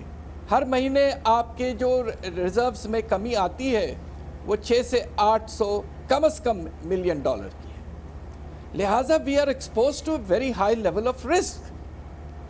اب گورنمنٹ کو finally has to take charge, they have to announce whether they want to go finally and seek support from the IMF, and immediately following negotiations they have to take a number of steps prior to the release of funds. اس کے علاوہ with all due respects to the finance minister and his government, we have no options in the short run. اگر آپ نے اس کو further confuse کیا، delay کیا، تو you will move towards a situation of default. لیکن اس سے زیادہ strong الفاظ میں استعمال نہیں کر سکتا۔ ڈیفالٹ کی طرف ہم بڑھ جائیں گے، مزید دیر ہوئی تو یہ ہمارا اس وقت کیفیت ہے۔ ڈاکٹر حفیظ پاشا جیسی شخصیت ہماری معیشت میں بہت ان کا مقام ہے، بہت ہی باعزت ان کا اور قابل قدر ان کی اس میں معلومات ہے۔ وہ کہتے ہیں کہ اگر اب بھی ہم نے اس کنفیوژن کو دور نہیں کیا تو ہم ڈیفالٹ کی طرف بڑھ جائیں، پاکستان دیوالیہ ہو سکتا ہے۔ یہ کیفیت ہے آج کی۔ خرم حسین صاحب یہ بتائیے گا کہ اس میں کون سی ایسی چیز ہے جو کہ نہیں پتا تھی کہ یہ ہونے والا ہے؟ کون سا ایسا پہلو ہے جس کے بارے میں آگاہی نہیں تھی؟ اس کے بعد سے یہ تیاری اور پھر اقتدار میں آنے کے 104 روز بعد، 103 روز بعد آج یہ حالت ہونا، تو جو ان کے ووٹرز ہیں، جو ان کے فالوورز ہیں، جو ان کے دیکھنے والے ہیں، وہ تو بار بار پوچھ رہے ہیں نا کہ وہ جو تھا انتظار جس کا، یہ وہ سحر تو نہیں، یہ تو بالکل ایک عجیب و غریب کیفیت ہو گئی ہے۔ حکومت کو کیوں نہیں پتا تھا کہ یہ کیا ہونے والا، اور اب بھی کیوں وہ گو میں ہے؟ آپ نے پوچھا ہے کہ کون سی ایسی چیز تھی جس کا نہیں پتا تھا، تو وہ تو ایک ہی ہے کہ جو بھی انکمنگ گورنمنٹ آئے گی وہ ہمیں نہیں پتا تھا کہ اس کی پولیٹیکل ول کتنی ہوئے گی کہ وہ یہ والا فیصلہ لے سکے، کیونکہ یہ آسان فیصلہ نہیں ہے کامران۔ ہر گورنمنٹ جو ہے اس نے ایسے فیصلے لینے پہ جھجک دکھائی ہے۔ پی گورنمنٹ نے تو اتنی جھجک دکھائی تھی 2008 میں کہ ہم فائنینشیل کرائسس کے بیچ میں پہنچ چکے تھے اکتوبر نومبر 2008 تک، اور تب جا کے ایمرجنسی میں انہوں نے فیصلہ کیا تھا۔ خرم یہ ابھی ڈاکٹر حفیظ پاشا نے فرمایا نا کہ ہم ڈیفالٹ کے قریب پہنچ جائیں گے، اگر اب ہم نے نہ کیا تو ہم دیوالیہ قرار دیے جائیں گے، ہم بینکرپٹ ہو جائیں گے۔ یہ بہت ہی دگرگوں کیفیت ہے۔ بہت بہت شکریہ آپ کا، بہت شکریہ جناب ڈاکٹر عبدالحفیظ پاشا، جناب ڈاکٹر وقار مسعود خان اور جناب خرم حسین، بڑی نوازش، بہت شکریہ۔ Commercial break. اس کے بعد اس پوری کیفیت میں مرکزی کردار تھا اور ہوتا ہے وہ ہے اسٹیٹ بینک آف پاکستان کا. چاہے شرح سود آج بڑھائی گئی ہے, چاہے روپے کی قدر کمی ہوئی ہے, اس کی وجوہات کیا ہیں, کیوں کرنا پڑا, اسٹیٹ بینک آف پاکستان کا خالص موقف حاصل کریں گے. چیف اکانومسٹ بھیجیں اسٹیٹ بینک آف پاکستان نے اپنے, وہ بتائیں گے یہ سب کچھ کیوں کرنا پڑا ہے. چھوٹے سے وقفے کے بعد. آج کا دن ہر لحاظ سے پاکستانی معیشت میں بھوچالی خبروں کا دن تھا. آج صبح لوگ جب دفاتر جا رہے تھے تو یہ خبر آئی کہ پاکستان میں ڈالر کی شرح انٹر بینک یعنی کہ سرکاری طور پہ روپے کے مقابلے میں تیزی سے کم ہوئی ہے. روپے کی قدر اور 5% کمی ہو گئی ہے اور لوگ جس وقت دفتر جا رہے تھے 142 روپے کا ڈالر سرکاری طور پہ کوٹ کیا جا رہا تھا, یعنی کہ انٹر بینک شرح تھی. اور جو کرب میں اوپن مارکیٹ کے اندر کوئی 147 روپے کا ڈالر بیچنا چاہتا تھا, کوئی 148 روپے کا ڈالر بیچنا چاہتا تھا, کہیں خبریں آ رہی تھی کہ ڈالر 150 کا ہو جائے گا. یہ بہت ہی تلاطم کی کیفیت تھی کسی بھی کرنسی کے لیے, اور خاص طور پہ پاکستانی جیسی معیشت میں راتوں رات روپے کی قدر میں 5% کیا ڈراپ ہے, ایک بہت بڑی ڈیولپمنٹ تھی. آج ہی اسٹیٹ بینک آف پاکستان کو اپنی مانیٹری پالیسی کا اعلان کرنا تھا اور آج شام کو شام گئے یہ خبر آئی, ایک اور دھماکہ خیز خبر آئی کہ مجموعی طور پہ اسٹیٹ بینک آف پاکستان نے صرف آج کے دن 1.5% شرح سود میں اضافہ کر دیا ہے. 1.5% کا یکمشت شرح سود میں اضافہ یقیناً ایک بہت بڑا اضافہ ہے, جس کے ساتھ بنیادی شرح سود اب پاکستان میں 10% ہو گئی ہے. یہ وہ صورتحال ہے جس کو تعبیر کیا ہے ابھی ہمارے پروگرام میں ڈاکٹر حفیظ پاشا. وہ کہتے تھے کہ پینک کسی کیفیت ہے جو نظر آ رہی ہے, کیونکہ ظاہر ہے کہ یہ دونوں معاملات چاہے وہ شرح سود ہو چاہے روپے کی قدر ہو, وہ یقیناً ایک دھماکہ خیز صورتحال ہے. روپے کی قدر میں بعد میں کچھ بہتری آئی ہے اور جو کہ 142 تو نہیں لیکن کاروبار کے اختتام پر انٹر بینک ریٹ 139.50 پر بند ہوا ہے, جو کہ پھر بھی کوئی 3% کا گراوٹ ہے جو کہ صرف آج کے دن دیکھنے میں آئی ہے. یہ وہ کرنسی ہے جو پچھلے تقریباً 11 مہینوں کے دوران تقریباً 60% اپنی قدر کھو چکی ہے. 60% روپیہ جو ہے وہ سستا ہو چکا ہے ڈالر کے مقابلے میں, اور یہ ہر لحاظ سے معیشت کے لیے بہت برا ماحول ہے. دونوں بڑے فیصلے, آج کے فیصلے ایک ہی دن آئے, دونوں فیصلے پاکستان کے معاشی اور مانیٹری نظام کے اندر یہ ذمہ داری اسٹیٹ بینک آف پاکستان کی ہوتی ہے, جس نے صبح روپے کی قدر گرائی اور پھر شام کو اس نے شرح سود میں 1.5% کا اضافہ کر کے اسے ڈبل ڈیجٹ پہ پہنچا دیا. آخر ایسا کیوں کرنا پڑا اسٹیٹ بینک آف پاکستان کو, اور کیا یہ واقعی ایک پینک سچویشن ہے؟ یہ سب کچھ ہم پوچھیں گے, اور اس کے لیے ہم نے اسٹیٹ بینک آف پاکستان سے درخواست کی کہ ہم ان کی رائے حاصل کرنا چاہتے ہیں, موقف حاصل کرنا چاہتے ہیں.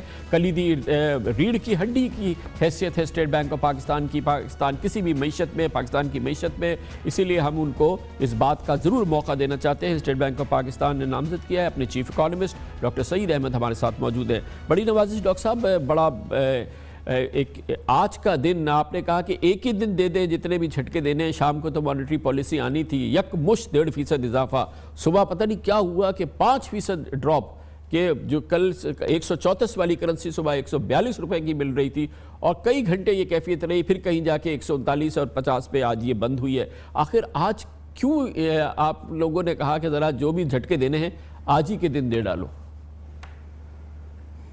شکریہ خان صاحب. میرا خیال ہے کہ آج جس طرح سے آپ نے تعبیر کیا کہ جھٹکے دیے ہیں, میرا خیال ہے یہ جھٹکے بالکل نہیں تھے. اس میں آپ کو تناظر میں دیکھنا ہوگا چیزوں کو. آپ نے پہلے جس طرح فرمایا کہ آج ایکسچینج ریٹ میں تقریباً کوئی 5 روپے کی آج ڈیپریسیشن ہوئی, ایڈجسٹمنٹ ہوئی. پہلے صبح پاک روپی جو ہے وہ اوپن مارکیٹ میں جو ڈالر ہے وہ 143 روپے میں ٹریڈ ہوا, لیکن اس کے بعد ہم دیکھتے ہیں کہ مارکیٹ میں خود ہی کریکشن کی اور تقریباً 137 روپے 138 روپے میں بھی آج تقریباً اس پر وہ کلوز ہوا 139 روپے پہ. تو جو ایکسچینج ریٹ ایڈجسٹمنٹ ہوئی ہے, اگر آپ اس کو تھوڑا سا پاکستان کی معیشت کے تناظر میں دیکھیں تو یہ کوئی اس طرح سے کوئی میرے خیال تلاطم خیز سچویشن نہیں تھی. ایکسچینج ریٹ ایڈجسٹمنٹ ہماری تقریباً 1 سال سے ہو رہی ہے. جیسا آپ جانتے ہیں کہ تقریباً پچھلے سال دسمبر سے لے کے اب تک ایکسچینج ریٹ میں جو موومنٹ آئی ہے وہ اگر آپ دیکھیں تو تقریباً کوئی ٹوٹل 24% جو ہے وہ ایڈجسٹمنٹ ہوئی ہے. لیکن ڈاکٹر صاحب مجھے حیرانی اس بات کی ہے کہ جب ہمارے وزیر خزانہ کہہ رہے ہیں کہ اب تو بیلنس آف پیمنٹ کے ایشوز ہی نہیں ہیں, ہم تو اس مشکل صورتحال سے نکل آئے ہیں. تو جب آدمی رات کو سوئے اور صبح اس کو پتہ چلے کہ اس کی کرنسی جو ہے وہ انٹر بینک میں, یہ کوئی اوپن مارکیٹ کا سٹہ نہیں ہے, یہ 143 روپے کی 134 روپے والا ڈالر ہو چکا ہے, تو یہ معمول کی اور بہتری کی کیفیت کی تو اطلاع نہیں ہے نا. یہ تو ایک, جیسے کہ ڈاکٹر حفیظ پاشا نے کہا, پینک سچویشن تھی. جی کامران صاحب, میں تھوڑا سا ڈاکٹر حفیظ پاشا صاحب کی رائے سے اختلاف کروں گا کہ پینک سچویشن تھی. فائنانس منسٹر نے بالکل صحیح کہا کہ حالات بہتری کی طرف جا رہے ہیں, لیکن ہم جو اکانومی کی سچویشن ہے, اسپیشلی کرنٹ اکاؤنٹ ڈیفیسٹ کی, ہم سب جانتے ہیں, آپ اچھی طرح جانتے ہیں کہ فسکل ایئر 2018 میں کرنٹ اکاؤنٹ ڈیفیسٹ ہمارا کوئی 6% رہا جی ڈی پی کا, اور اس سے ایک سال پہلے وہ 4% تھا جی ڈی پی کا, جبکہ اس سے پہلے سالوں میں تقریباً 1% رہا ہے ہمارا کرنٹ اکاؤنٹ ڈیفیسٹ. تو جو کرنٹ اکاؤنٹ ڈیفیسٹ آپ کا اتنی بلند سطح پر ہے, تو اس کی وجہ سے ایکسچینج ریٹ مارکیٹ میں پریشرز آتے ہیں. تو اس کا مطلب ہے پریشر اور بڑھ سکتا ہے, روپے پہ دباؤ اور زیادہ آ سکتا ہے, اور یہ 100 آج 39.50 بھی جو ہے یہ کوئی حتمی حد نہیں ہے. جی اگر آپ دیکھیں کامران صاحب, تو جو ایکسچینج ریٹ ایڈجسٹمنٹ ہو رہی ہے اس کا امپیکٹ ہمارے کرنٹ اکاؤنٹ پر آ رہا ہے. اگر آپ پہلے 4 ماہ کا کرنٹ اکاؤنٹ ڈیفیسٹ دیکھیں تو وہ 4.8 ارب ڈالر ہے, جو کہ پچھلے سال اسی پیریڈ کے دوران 5.1 بلین ڈالر تھا. اس کا مطلب ہے کہ آپ کا کرنٹ اکاؤنٹ ڈیفیسٹ نیرو ہو رہا ہے, لیکن ابھی بھی 4.8 بلین ڈالر مینس کہ آپ کا current account deficit on an average ہر مہینے 1.2 بلین ڈالر کا ہے, اور وہ 1.2 بلین ڈالر کے جو بائیلیٹرل ارینجمنٹس ہوئی ہیں, آپ کو اس سے بیلنس آف پیمنٹ میں کمفرٹ ضرور ملی ہے, لیکن وہ مارکیٹ میں وہ 1 بلین ڈالر یا جو بائیلیٹرل ارینجمنٹ سے جو ڈالرز آنے ہیں وہ مارکیٹ میں نہیں آ رہے. سر ظاہر ہے کہ فنڈامنٹل سینٹرل بینک کو دیکھنے ہوتے ہیں, لیکن جب اتنی تیزی سے ہمارا روپیہ ڈی ویلیو ہوگا, ڈیپریشیٹ ہوتا جائے گا, اسی دوران جو ہمارا انٹرسٹ ریٹ ہے وہ بڑھتا چلا جائے گا. آج ہم ڈبل فگر کو ہم نے ہٹ کر لیا ہے, 150 بیسس پوائنٹ آپ نے آج ریٹ میں اضافہ کیا ہے. ایک ساتھ ہی یہ دونوں چیزیں ایک ساتھ ہوئی ہیں آپ, اور ظاہر ہے کہ سینٹرل بینک اپنے آپ کو علیحدہ نہیں کر سکتا. اس سے جو مہنگائی بڑھے گی, جو انفلیشن آئے گا, جو گروتھ اسٹائفل ہوگی, جو ظاہر ہے کہ جو کاسٹ آف ڈوئنگ بزنس بڑھے گا, اس سب کے تو بہت میسیو اثرات ہوں گے نا. آپ کے بورڈ نے آج اس پہ غور تو کیا ہوگا, مجھے یقین ہے. میں ایک صرف ایکسچینج ریٹ کے بارے میں فائنل کمنٹ دے دوں کہ جیسا آپ جانتے ہیں کہ ایکسچینج ریٹ مینجمنٹ پاکستان میں پرائمریلی مارکیٹ بیسڈ ہے, اور جب مارکیٹ میں پریشرز آتا ہے, ڈیمانڈ اور سپلائی کا گیپ ہوتا ہے, تو اس کی وجہ سے آپ کا ایکسچینج ریٹ ایڈجسٹ ہوتا ہے. جہاں تک مانیٹری پالیسی کا تعلق ہے, آپ نے پالیسی ریٹ کا ذکر کیا. مانیٹری پالیسی کمیٹی آپ کو پتہ ہے کہ ہر 2 ماہ کے بعد اس کی میٹنگ ہوتی ہے, اور وہ پالیسی ریٹ کا تعین کرتے ہیں. آج جو مانیٹری پالیسی کمیٹی کا جو میٹنگ ہوئی, اس میں وہ تمام جتنے بھی اکانومی کے مختلف سیکٹرز ہیں اس کی وہ تفصیل سے ریویو کرتے ہیں, اور اس تفصیل سے ریویو کرنے کے بعد وہ ایک پالیسی ریٹ کے بارے میں ڈیسیژن کیا جاتا ہے, جس میں پرائمری جو فیکٹر ہے وہ انفلیشن ہی ہوتا ہے, جو اور گروتھ ہوتا ہے, جس کی طرف آپ نے اشارہ کیا.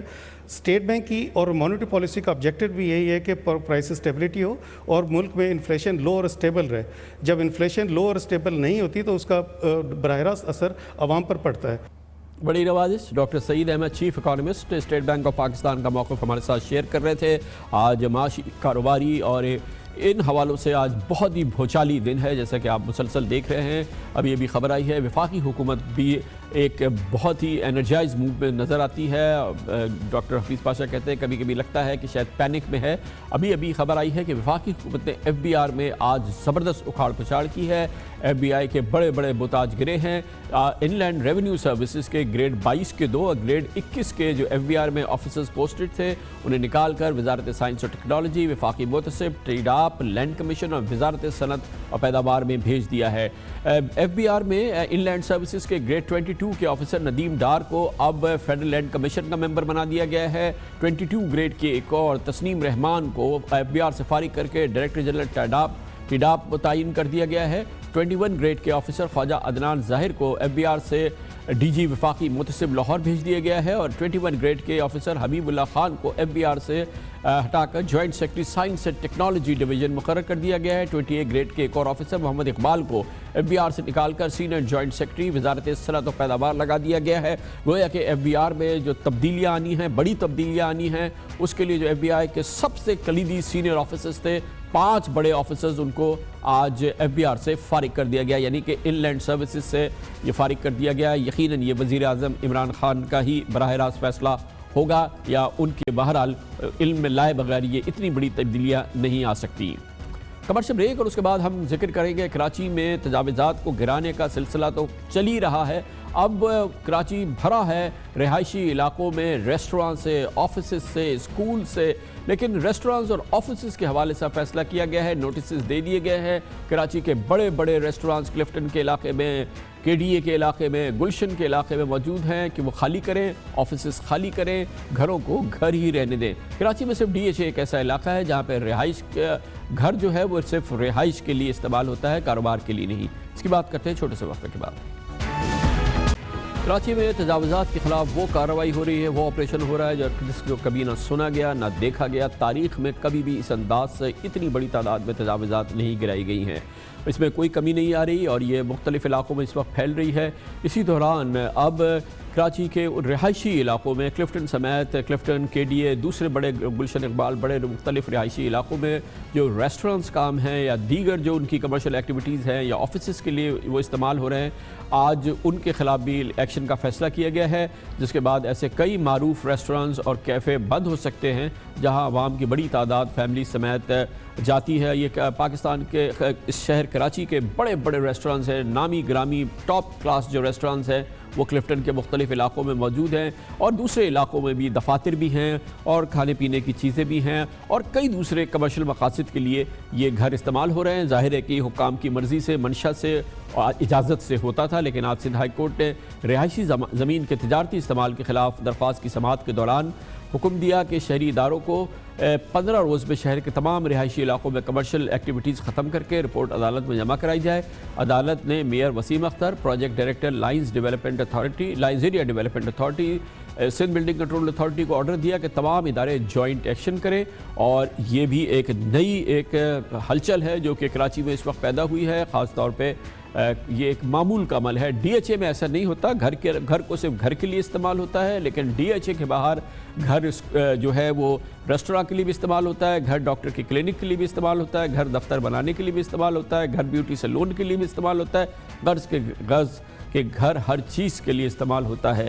کیا ان گھروں کو اب ان ریسٹوراں سے, ان رہائشی علاقوں کو واقعی پاک کر دیا جائے گا؟ میں کراچی وسیم اختر ایک بار پھر ہمارے ساتھ موجود ہے. وسیم اختر صاحب, سب سے پہلے تو ہر کراچی والا یہ پوچھتا ہے کہ آپ کے پاس, سندھ حکومت کے پاس, یہ لوگ جو ڈسلاج ہوئے ہیں, یہ جو دسیوں ہزاروں لوگوں کے روزگار, دکانیں, کاروبار, یہ سب ختم ہو گیا ہے, ان کو ری لوکیٹ کرنے کا کیا ہو رہا ہے؟ ان کی داد رسی, ان کے آنسو پوچھنے کا, ان دسیوں ہزاروں لوگوں کا, فیملیز کا کیا ہو رہا ہے؟ پہلے تو اس کا بتا دیجئے پلیز.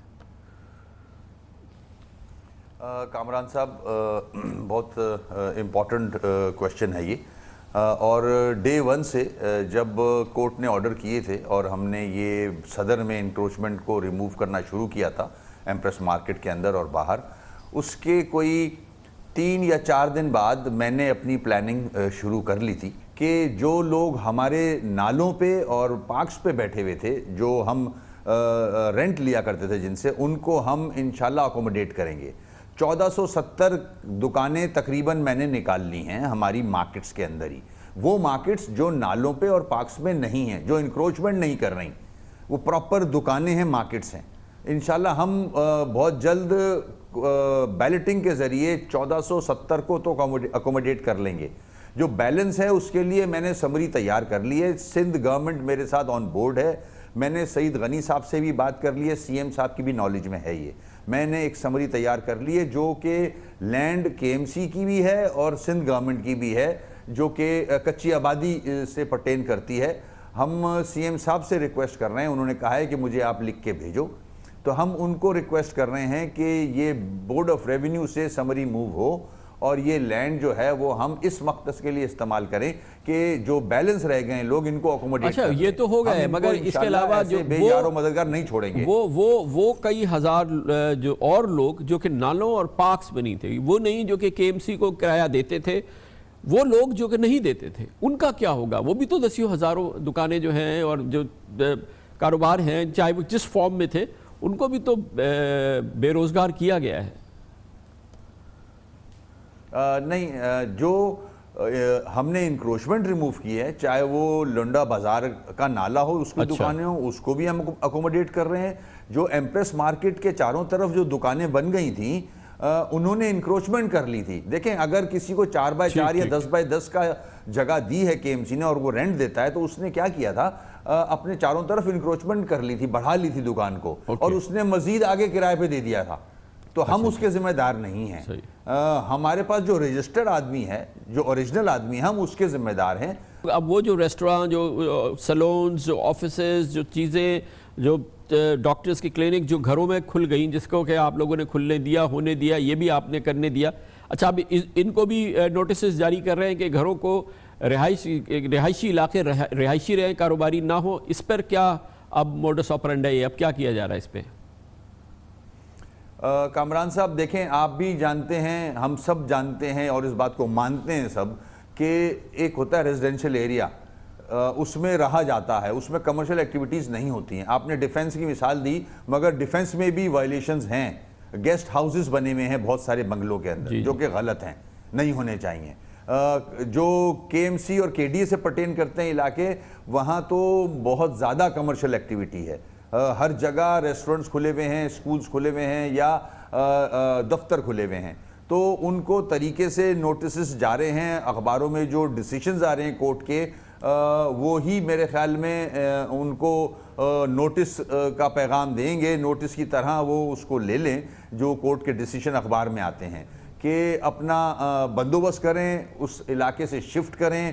وہ ان کا کیا طریقہ کار ہو سکتا ہے وہ جانیں, مگر ظاہر ہے نوٹس بھی ڈپارٹمنٹ سے جائیں گے اور ایک وقت دیا جائے گا. جیسے کہ آپ کو علم ہے کہ 15 دن تو کورٹ نے دیے ہیں. اب ایسے موقع پہ ڈپارٹمنٹ جو ہے وہ مشکل میں آ جاتا ہے کہ بعض سڑکیں ایسی ہیں, اور ہوتا ہے, یہ تو معمول کا عمل ہے کہ کبھی رہائشی ہوتی ہیں, وہ پھر ان کو تجارتی ڈکلیئر کیا جا سکتا ہے.